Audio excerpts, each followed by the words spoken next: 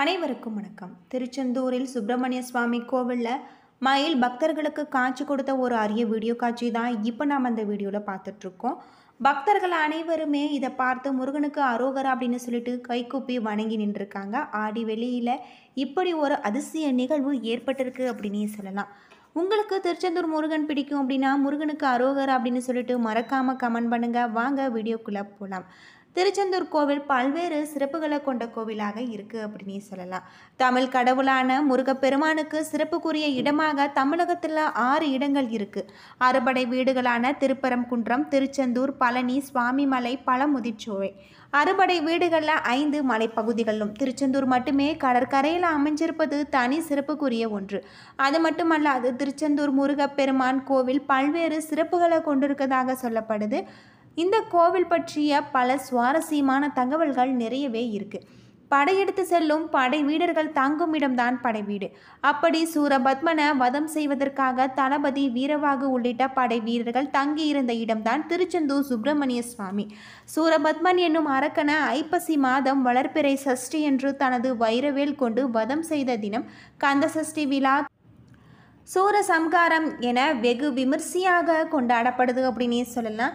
சிலப்பதிகார குறிப்புகளின்படி 2000 ஆண்டுகள் பழமையானதாக சொல்லப்படுது. இந்த இடம் முன்னர் திருச்சீர் அலைவாய் என்று அழைக்கப்பட்டது. இந்த கோவில் பல்வேறு சிறப்புகளை கொண்டிருக்கிறதாக சொல்லப்படுது. 9 அடுக்குகளை கொண்டு 150 அடி உயரம் கொண்டதாக சொல்லியிருக்காங்க. முருகனின் இடது கையில் தாமரை மலர் மற்றும் ஜடா முடியோடு சிவயோகி போல காட்சியளிக்கிறாரு. முருகனின் பின்புறம் இடது சுவற்றில் முருகப்பெருமான் பூஜை செய்ததாக சொல்லப்படும் லிங்கம் ஒன்று இருக்கு. அதற்கு முதல்ல தீபாராதனை செய்த பின்பு முருகப்பெருமானுக்கான பூஜைகளை செய்கிறாங்க. சூரனை வதம் செய்த முருகன் 4 கைகளுடன் சிவபூஜை செய்து ஜடாமுடியுடன் தவ கோலத்தில் இருக்காரு. அவரின் தவத்தை கலைத்துவிடக்கூடாது என்பதற்காக அவருக்கென்று தனி பிரகாரம் கிடையாது. மூலவர் தெற்கு நோக்கி இருக்கிறதாக சொல்லப்படுது.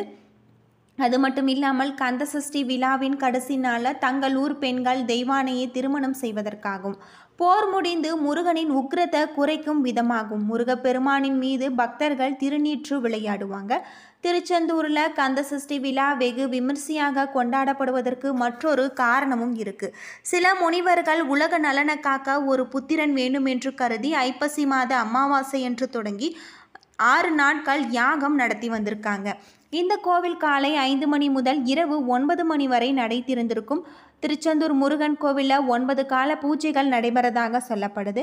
தினமும் மதியம் உச்சிக்கால பூஜைகள் முடிந்த பின்னர் ஒரு பாத்திரத்தில் பால் அன்னம் எடுத்துக்கொண்டு மூலத்தாளத்துடன் திருச்செந்தூர் கடலில் கரைக்கிறாங்க. இதற்கு கங்கா பூஜை என்று அழைக்கப்படுது. தீபாவளிக்கு மக்கள் அனைவருமே புத்தாடை அணிந்து கொண்டாடுவது வழக்கம்.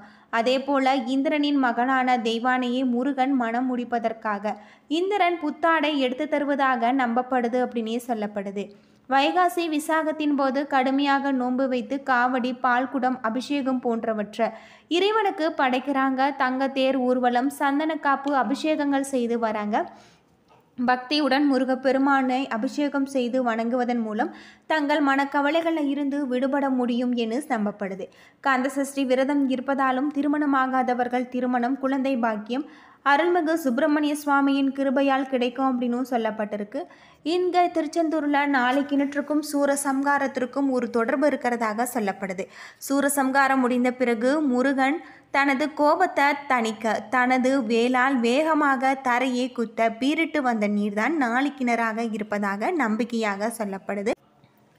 சூரபத்மனுடனான போரின் போது திருச்செந்தூரில் முகாமிட்டு தங்கியிருந்த போர் வீரர்கள் தாகத்தை தணிப்பதற்காக முருகன் தனது வேலால் இந்த கிணற்றை உருவாக்கியிருக்காரு என்று நம்பப்படுது. கடல் பரப்பளவை விட கீழ் இருக்கக்கூடிய இந்த 4 கிணற்றில் ஊறும் நீர் கடல் மண்ணினால் வடிகட்டப்பட்டு உவர்ப்பு நீக்கு இனிப்பு சுவையுடன் இருக்கிறதாக சொல்லப்படுது. இப்படி பல்வேறு சிறப்புகளை கொண்ட கோவிலாக தான் திருச்செந்தூர் சுப்பிரமணிய சுவாமி கோவில் அமைஞ்சிருக்கு அப்படின்னே சொல்லலாம். அது மட்டும் இல்லாமல் இங்கு இருக்கக்கூடிய 4 கிணற்றில் நீராடுவதால் நம்முடைய வாழ்க்கையில் இருக்கக்கூடிய அனைத்து விதமான பிரச்சனைகளும் தீரும் அப்படின்னும் சொல்லப்படுது. அது மட்டும் இல்லாமல் இங்கு தரக்கூடிய இலை விபூதி பிரசாதம் தீராத பல நோய்களை தீர்க்கக்கூடிய அருமருந்தாக இருக்குது அப்படின்னே சொல்லலாம். செந்தில் ஆண்டவன் ஆலயம் பிரணவத்தை அடிப்படையாக கொண்டு வாஸ்து லட்சங்களோடு கட்டமைக்கப்பட்டிருக்கு. கோவில் வடக்கு தெற்காக 300 அடி நீளமும் கிழக்கு மேற்காக 214 அடி அகலத்துடனும் இருக்கிறது.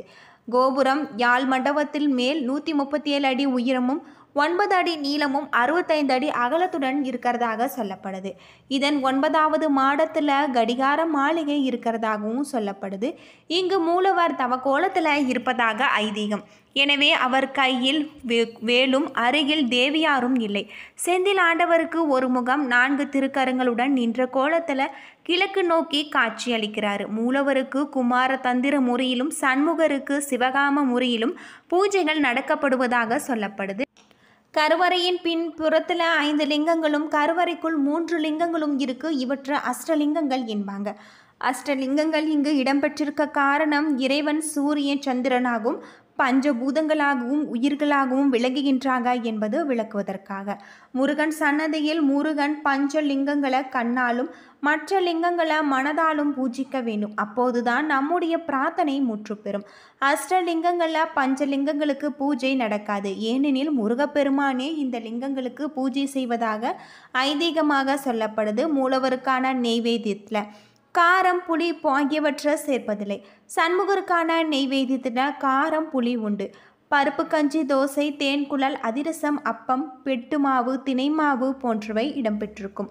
உத்திரமாத்தாண்ட பூஜையின் போது தோசை, சிறுபருப்பு கஞ்சி ஆகியவை நெய்வேத்தியத்தில் இடம்பெற்றிருக்கு அப்படின்னு சொல்லலாம். இரவு நேர பூஜையில் பால், சுக்கு வெந்நீர் ஆகியவை வைக்கப்படுறதாக சொல்லப்படுது. மூலவரின் தலைக்கு மேல் பெரிய வெள்ளி பாத்திரம் ஒன்று கட்டி தொங்கவிட்டு அதில் பால் நிரப்பி சிறு துவாரத்தின் வழியாக பாலை தாரை தாரையாக மூலவரின் மேலே விழ செய்து சுமார் 3 மணி நேரம் நடைபெறும் தாராபிஷேகம் இந்த கோவிலின் சிறப்பான ஒன்றாக சொல்லப்படுது. இரவு சுமார் 9:45 மணிக்கு சுவாமிக்கு திரையிட்டு தீபாரதனை காட்டப்படுது. பிறகு ஆறுமுகனின் முன் பள்ளியறை சொக்கரை வைத்து தீபாரதனை செய்வாங்க. இது ரகசிய தீபாரதனை என சொல்லப்படுது. உலோக திருமேனியான ஆறுமுகனுக்கு ஆண்டுக்கு 306 தடவை மட்டுமே அபிஷேகம் நடைபெறுது. இதில் விபூதி அபிஷேகம் மிகவும் சிறப்புக்குரிய ஒன்று அப்படின்னே சொல்லலாம். இந்த தலத்தின் சிறப்பம்சம் இலை விபூதி பிரசாதம்.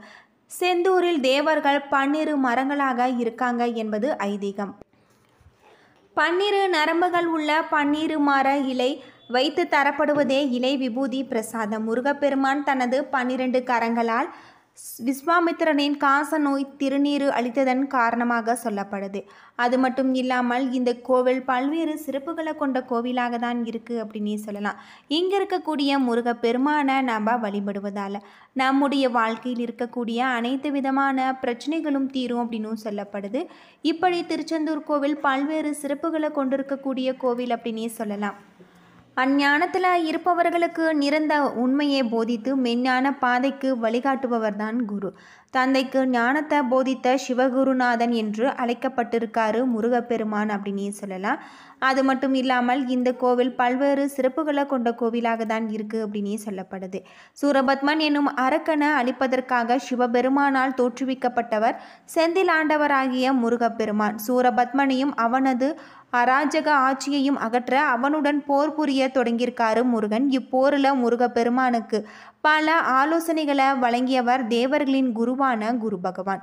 போரின் இறுதியில் சூரபத்மனை வதம் புரிந்த முருகன் போரில் தன்னுடைய வெற்றிக்கு சிறந்த ஆலோசனை வழங்கிய குரு பகவானை கௌரவிக்கும் விதமாக இந்த திருச்செந்தூர் கோவிலில் விற்றிருக்கக்கூடிய தனக்கு நிகரான வழிபாட்டு மரியாதை குரு பகவானுக்கு தரப்படும் என அருள் புரிஞ்சிருக்காரு. எனவே இந்த தல முருகனே குரு பகவானாக கருதி வழிபடுறாங்க.